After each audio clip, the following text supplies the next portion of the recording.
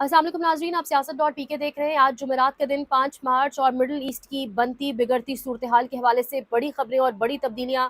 पाकिस्तान के इस हवाले से एक फैसला सामने आया है। 2 दिन के लिए वर्क फ्रॉम होम और एजुकेशनल सेशंस को भी ऑनलाइन किया जाएगा। इस हवाले से भी चीज़ें आपके सामने रखेंगे। कोर कमांडर पंजाब और मरीम नवाज़ वज़ीर आला पंजाब के हवाले से खबर आ रही है, वो भी आपके सामने रखेंगे। और एक इजलास हुआ, उस इजलास की सूरत हाल और फिर किस तरीके से तस्वीर सामने आई। जनरल बाजवा बड़ी सख्त धमकियां देते रहे। तमाम तर चीजें आपके सामने बहुत क्विकली रखते हैं, लेकिन आगाज करेंगे इस वक्त मिडिल ईस्ट की बनती बिगड़ती सूरत हाल। आज जंग को छठा रोज है और इस वक्त बड़ी तब्दीलियां, बड़ी खबरें सामने आ रही हैं। अमेरिका एक जानिब मुतमईन जरूर दिखाई दे रहा है, लेकिन असल में हकाइक क्या है इस वक्त। ईरान वाली जंग में जो मामला है, जो ईरान इसराइल जंग है या ईरान अमेरिका जो जंग है, इस वक्त छठे रोज में दाखिल तो हो चुकी है, लेकिन अब खित्ता पूरा इसकी लपेट में ग्रेजुअली आता चला जा रहा है। और इस हवाले से पाकिस्तान ने एक फैसला किया है और गालिबन ये फैसला अगले 24 से 48 घंटों में इम्प्लीमेंटेशन की तरफ जाएगा।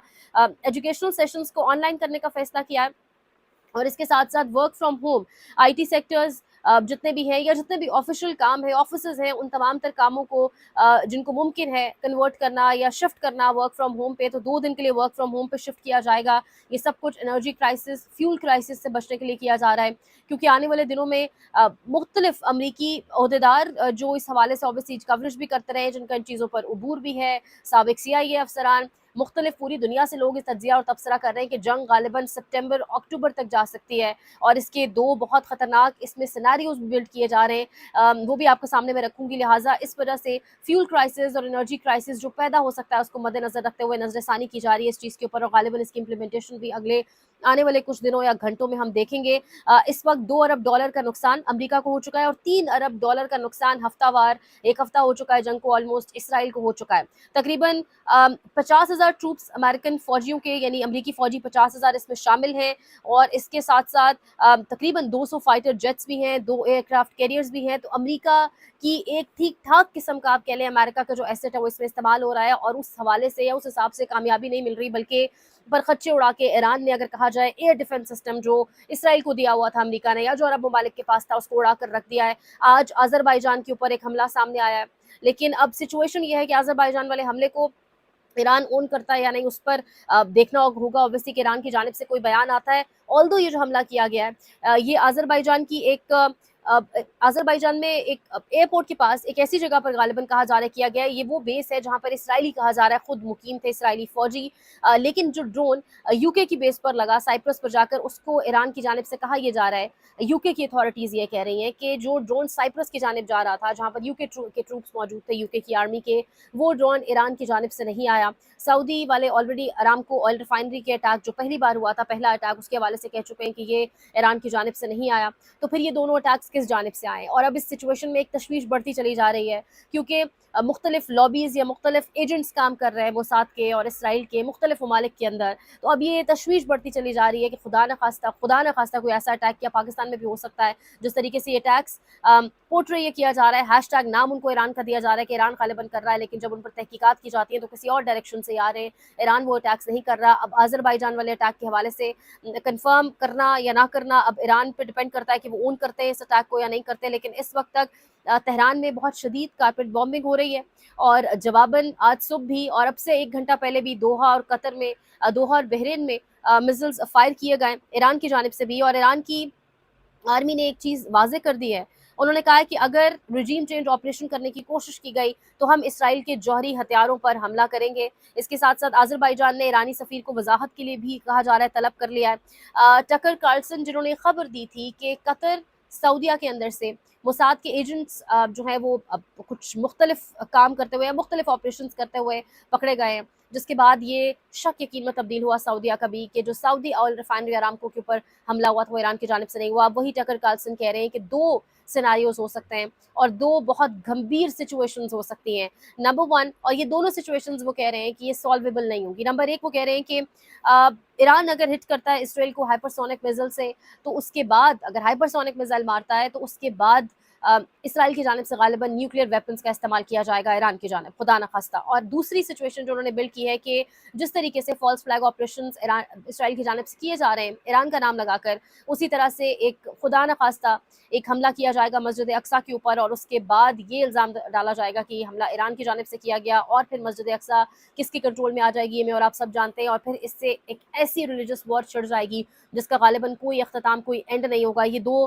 खतरनाक तरीन सिनारियोज में सामने लेकर आए हैं। और इस साथ ही जो पेंटागन है और डिफेंस डिपार्टमेंट है, उसने अपने हेडक्वार्टर्स को ये वार्न कर दिया है कि अगर जंग मजीद 10 दिन भी चलती है तो स्टॉक पाइल मिसाइल्स का हमारे पास खत्म हो रहा है, मजीद स्टॉक पाइल ऑफ मिसाइल्स हमारे पास नहीं होगा।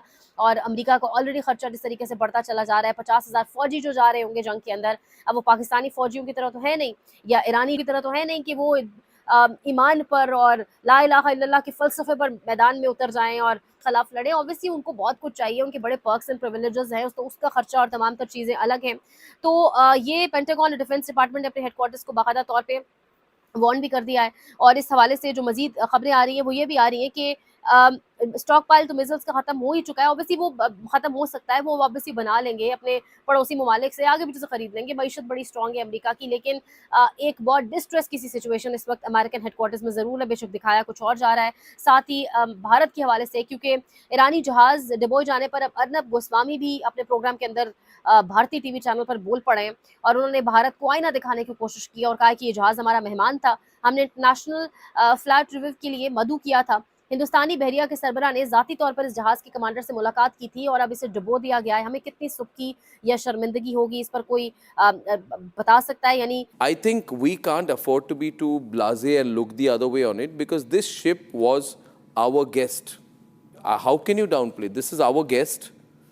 They were invited by us for the International Fleet Review. बाकायदा तौर पे ये सवाल अब भारतीय टीवी चैनल्स पर भी उठ रहे हैं। भारत तो बाकायदा इस्तेमाल हो रहा है, बहुत सी जगहों पर ये चीज़ें साबित हो रही हैं या कहा जा रहा है कि सबूत मौजूद हैं कि भारत की ज़मीन किस तरीके से ईरान के खिलाफ इस वक्त इस्तेमाल की जा रही है। और साथ ही साथ इम्पोर्टेंट ये है कि एक साबिक अमरीकी अफसर ने जब ये कहा कि हम इसराइली जंग नहीं लड़ेंगे और इसराइल की जंग हम नहीं लड़ सकते, तो किस तरीके से उन्हें धक्के देकर निकाला गया बाहर। तो लग ऐसे रहा है कि अमेरिका की पार्लियामान के अंदर, अमेरिकन कॉन्फ्रेंसेस रूम्स के अंदर, अमेरिकन मीटिंग्स के अंदर इसराइली लॉबी ठीक-ठाक इस वक्त हावी हो चुकी है। और बज़ाहिर ऐसा दिख रहा है कि एक इसराइली जो तमाम तर नैरेटिव है उसका बोलबाला है। साथ ही कतर ने भी तेहरान से हमले रोकने का मुतालबा कर दिया है और कहा है कि पड़ोसियों को ऐसी जंग में ना घसीटा जाए जिसमें पड़ोसियों का कोई लेना देना नहीं है।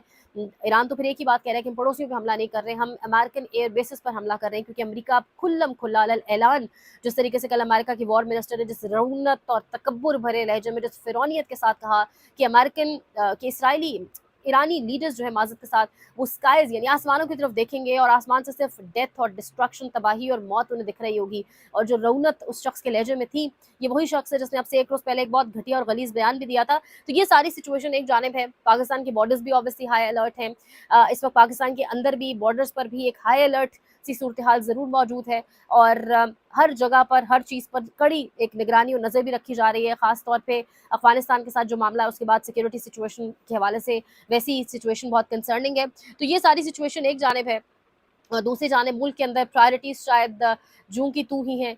नैब तरमीम और नैब तरमीम के हवाले से अगर मैं आपके सामने खबर रखूँ तो नैब तरमीम जो है उस पर काम शुरू तो कर ही दिया गया, लेकिन नैब कानून तरमीम का बिल जो है वो पार्लियामेंट से मंजूर हो चुका है। ये अभी पार्लियामेंट से मंजूर हुआ है, सेनेट से मंजूर नहीं हुआ, लेकिन चेयरमैन नैब और आला अफसरान की मुद्दत मुलाजमत में तोसी हो सकेगी। अगले चेयरमैन नैब की तकर्री तक पिछले चेयरमैन काम जारी रख सकेंगे। और अब करप्शन मुकदमात में पैमाना कम कर दिया गया, 50 करोड़ की बजाय 30 करोड़ लागत के मेगा करप्शन केसेस सुने जाएंगे। अब 190 मिलियन पाउंड केस और इमरान खान का जो तोशाखाना केस है, ये दोनों अब सुप्रीम कोर्ट ऑफ पाकिस्तान नहीं सुनेगी, बल्कि दोनों अपील्स वफाकी आईनी अदालत सुनेगी। और वफाकी आईनी अदालत किस तरह से सुनती है, किसके हक में जवाब देगी, किसके हक में समात होगी, सब कुछ होगा। वो चीज़ें बहुत मजीद इससे ज़्यादा खुलकर सामने रखने की ज़रूरत नहीं है।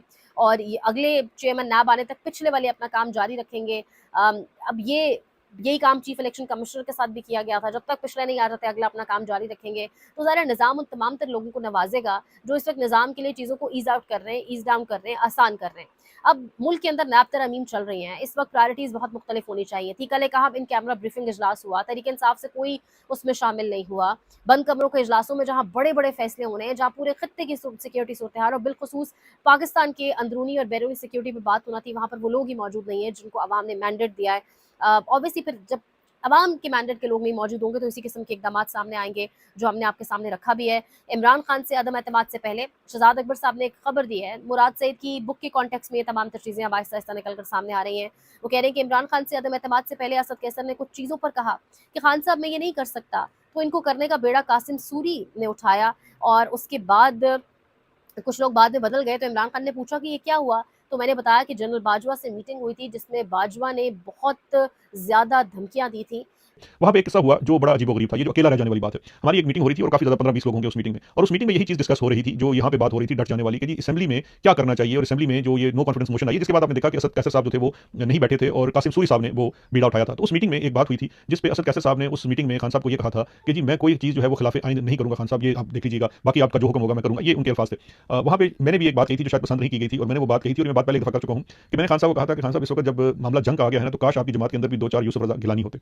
और वो यूसुफ रज़ा गिलानी होने की बात मैंने गिलानी साहब को वैसे नहीं की थी, लेकिन इस वजह से की थी कि जिस वक्त आया था तो उन्होंने कम से कम अपने लीडर के साथ खड़े होते हुए यूसुफ रज़ा गिलानी ने एक चिट्ठी लिखने से इनकार कर दिया। काम वो गलत था, मैं उसमें बिल्कुल एग्री नहीं करता, क्योंकि वो काम उन्होंने खिलाफ कानून किया, लेकिन वफादारी का तकाजा ये था कि वो अपने धड़े के साथ, अपने किले के साथ खड़े हुए और उन्होंने इनकार किया, और उसमें उनकी वज़ारत उज़्मा भी जाती रही, कोई परवाह नहीं थी। यहाँ मसला ये आ गया था कि एक तरफ तो हम कहते थे कि जी हम बड़े कानून के पाबंद हैं, हम आइन के पाबंद हैं, हम रियलिस्ट हैं, लेकिन उस मीटिंग के बाद हमें से कुछ लोग जो उठते थे 2 गाड़ियों में सेक्टर कमांडर इस्लामाबाद की मामलत में सीधे जाके आर्मी हाउस ब्रेक लगाते थे, क्योंकि एक मीटिंग और भी हुई थी जहाँ पे रात को कुछ और तय पाया और फिर वापस आके खान साहब को कुछ और बात बताई गई। तो मुझसे जब पूछा खान साहब ने कि ये क्या बात हुई तुम्हारे सामने, तो ये सारों ने एग्री कर ली थी बात। मैंने कहा जी एग्री तो कर ली थी, लेकिन जो बात आपको नहीं पता या नहीं बताई गई अभी तक वो ये है कि इस मीटिंग के बाद एक मीटिंग पिंडी आर्मी हाउस में भी हुई, और हम में से कुछ शरीफ लोग जो इस मीटिंग में मौजूद थे वो उस मीटिंग में भी गए नहीं थे। बाय द वे उनको जबरदस्ती ले जाया गया था, और वापस जब आए हुए थे तो बड़े सहमे हुए थे, क्योंकि उनको बाजवा साहब ने टका के धमकियां दी थी, मैं ये कर दूंगा, मैं वो कर दूंगा, मैं ऐसे कर दूंगा, मैं वैसे कर दूंगा। मैं उन लोगों पर इल्जाम नहीं देता, वो थे सारे के सारे इमरान खान के ख्वाब जो है खैर ख्वाह, लेकिन खैर ख्वाही में थोड़े से ना वो डरते भी थे, तो इसलिए उनका ये ख्याल था कि हमें किसी तरीके से इनकी बात मान। तो कभी के दिन बड़े, कभी की रातें बड़ी, और जनरल बाजवा जो एक वक्त में खुद को बहुत कुछ समझते थे, आज कहाँ क्या कैसे भुला दिया जाता है इंसान, और भुला दिए जाने के अलावा इंसान का एंड क्या होता है, मेरे ख्याल से ये चीज़ें सोचना बहुत ज़रूरी है, सबक इनसे लेना चाहिए। दूसरी जानिब डॉक्टर शहबाज गिल की जानिब से एक बड़ा इंकशाफ किया गया है, ये जो एक और अहम खबर है जो जाते जाते आपको देंगे। मरीम नवाज और कोर कमांडर लाहौर के हवाले से कहा गया कि एपेक्स कमेटी का इजलास हुआ, और एपेक्स कमेटी के इजलास में कोर कमांडर लाहौर जो क़यादत वाली कुर्सी है, मेन हेड करती है, जो हेड करने वाली जो चेयर होती है जहाँ पे हेड ऑफ द फैमिली या सरबराह बैठता है, वहाँ पर कोर कमांडर साहब बराजमान थे और मरीम नवाज उनकी नहीं थी। अब कहा जा रहा है कुछ ऐसी सोशल मीडिया से तस्वीर मुस्लिम लीग नवाज की सोशल मीडिया ने ऐसी तस्वीर ऐसे एंगल से बनाकर लगाई जहाँ पर इस तरह से फील ना होने पाए, और यहाँ पर उन्होंने कंपैरिजन भी किया शहबाज गिल ने। सुहेल आफरीदी ने जब एपेक्स कमेटी का इजलास हेड किया तो वो उस सरबराह वाली कुर्सी या जो हेड वाली चेयर है उस पर मौजूद थे, वो खुद हेड कर रहे थे पूरे इजलास को, वो शुरुका में नहीं मौजूद थे, कोर कमांडर पेशावर शुरुका वाली कुर्सी पर बैठे थे, लेकिन मरीम नवाज ने जो इजलास किया उसमें मरीम नवाज शुरुका वाली कुर्सी पर थी और कोर कमांडर लाहौर उसको हेड कर रहे थे। तो ये एक खबर जो आपके सामने रखना थी। देखते रहिए Siyasat.pk।